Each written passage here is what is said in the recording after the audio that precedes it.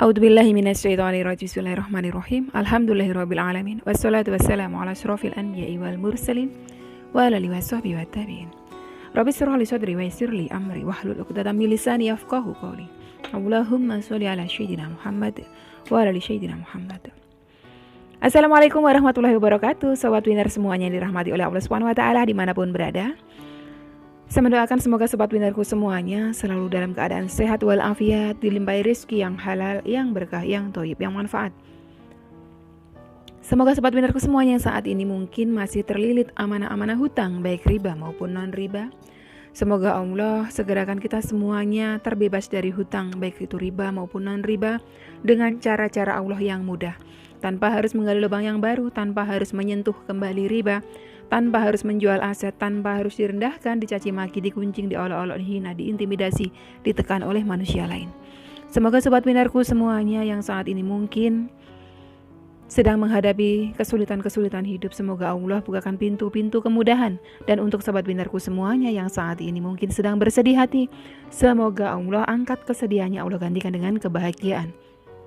Buat sobat winnerku semuanya yang saat ini mungkin masih belum memiliki pasangan hidup, semoga Allah segerakan untuk menuju halal bersama dengan jodoh yang terbaik dari sisi Allah Subhanahu wa taala. Dan untuk sobat winnerku semuanya yang saat ini masih belum memiliki putra-putri, semoga Allah karuniakan putra-putri yang soleh-solehah.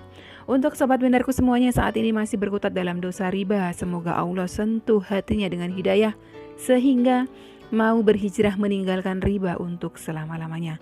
Dan untuk sobat winnerku semuanya yang saat ini sedang berhijrah, semoga istiqomah hijrahnya.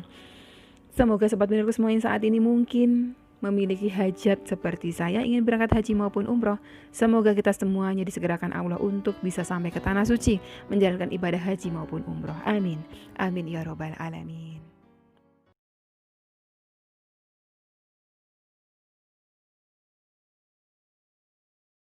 Masya Allah, tabarakallah, alhamdulillah, puji syukur kehadirat Allah Subhanahu wa taala yang senantiasa mencurahkan rahmatnya, kasih sayangnya untuk kita semuanya.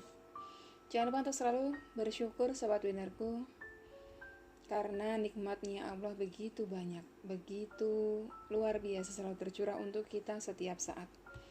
Bahkan nikmat sehat yang Allah berikan kepada kita tidak ternilai dengan materi. Hari ini saya akan bawa 2 testimoni dari sahabat kita yang beliau semuanya alhamdulillah Allah sembuhkan sakit kronis beliau melalui wasilah amalan sholawat. Jadi panjenengan semuanya yang mungkin sedang diuji dengan sakit, teruslah bersabar menerima ujian dari Allah. Mohonlah kesembuhan kepada Allah, karena sesungguhnya segala penyakit itu datangnya hanya atas izin Allah. Jadi yang menyembuhkan juga Allah. Panjenengan boleh amalkan sholawat tibil qulub atau sholawat syifa atau sholawat penyembuh yang pernah saya sampaikan di video saya sebelumnya di Instagram saya @chefganzo_official. Di sana ada saya sampaikan bagaimana cara mengamalkan sholawat tibil qulub atau sholawat penyembuh untuk segala macam penyakit, baik itu penyakit zahir maupun penyakit batin. Panjenengan boleh lakukan pengobatan untuk penyakit zahir panjenengan dengan baca Al-Fatihah 1 kali, sholawat tibil qulubnya 7 kali, lalu tiupkan ke dalam air segelas, minumkan kepada yang sakit. Atau baca Al-Fatihah 1 kali, sholawat tibil qulub 7 kali sambil memegang area tubuh yang sakit, misalnya kakinya sakit, bacakan itu. Kalau panjenengan sakitnya sakit batin, ya galau dan sebagainya, panjenengan boleh sering-sering menyimak, mendengarkan MP3-nya sholawat tibil qulub. Nanti sambil mendengarkan MP3 sholawat tibil qulub, panjenengan pasti akan secara refleks ngikutin gitu kan. Itu obat hati yang paling bagus. Oke, yang pertama dari sahabat UCR3, ya kan. Ini beliau memberikan testimoni. Alhamdulillah, saya mohon izin memberikan testimoni ya. Sejak 2014 punya gejala sakit. Saya sejak 2014 punya gejala sakit. Tapi gejalanya saya nggak menyebutkan karena terlalu privasi. Dan saya awalnya mengira itu normal. Lambat laun saya sadar itu tidak normal. Itu adalah gejala dari suatu penyakit yang didiagnosa oleh dokter. Sejak tahun 2016 saya berdoa agar gejala ini hilang. karena saya yakin gejala ini adalah akar dari keseluruhan penyakit saya. Alhamdulillah beberapa bulan belakangan gejala ini benar-benar hilang. Mudah-mudahan hasilnya permanen ya. Kakak-kakak sekalian, saya sering mendaungkan sholawat tapi campur-campur aja. Kadang sholawat Nabi, kadang sholawat Jibril, kadang munjiat. Tapi saya rasa yang bikin penyakit saya hilang adalah ketika saya sudah ikhlas. Saya sudah pasrah kalaupun saya harus menderita gejala ini seumur hidup pun tidak apa-apa. Tapi saya tetap berdoa untuk kesembuhan saya. Akhirnya, atas izin Allah, melalui wasilah sholawat saya sembuh. Itu lanjutannya, beliau ada direspon sama teman yang lain. Terus beliau sampaikan lagi 4 tahun penantian kesembuhan melalui doa dan dikabulkan oleh Allah ketika saya sudah ikhlas. Masya Allah, tabarakallah, luar biasa. Jadi beliau menunggu sampai 4 tahun. Ketika beliau sudah benar-benar ikhlas dengan qadarullah, dengan qadarnya Allah, disitulah Allah berikan apa yang beliau minta, yaitu kesembuhan. Jadi panjenengan semuanya saat ini barangkali sedang diuji dengan sakit kronis. Jangan pernah berputus asa dari rahmatnya Allah, karena sesungguhnya rahmatnya Allah mendahului takdirnya Allah. Panjenengan semuanya barangkali saudaranya, pasangan hidupnya, putra-putrinya, orang tuanya yang sedang sakit, panjenengan mintalah terus kesembuhan dari Allah melalui wasilah amalan sholawat. Sholawat yang paling bagus, yang paling tepat untuk kesembuhan adalah sholawat tibil qulub atau sholawat syifa, atau juga disebut sholawat penyembuh gitu kan. Itu namanya aja udah sholawat syifa, berarti memang dia untuk wasilah untuk memohon kesembuhan kepada Sang Maha Menyembuhkan. Ini satu lagi sahabat kita, beliau juga sama, sakit beliau udah kronis, udah cukup lama di bagian telinga. Alhamdulillah, qadarullah, Allah berikan kesembuhan. Dari Mbak Titi. Waalaikumsalam warahmatullahi wabarakatuh. Terima kasih banyak atas amalannya Bu Ustazah. Saya suka melihat videonya. Masya Allah, matur suwun.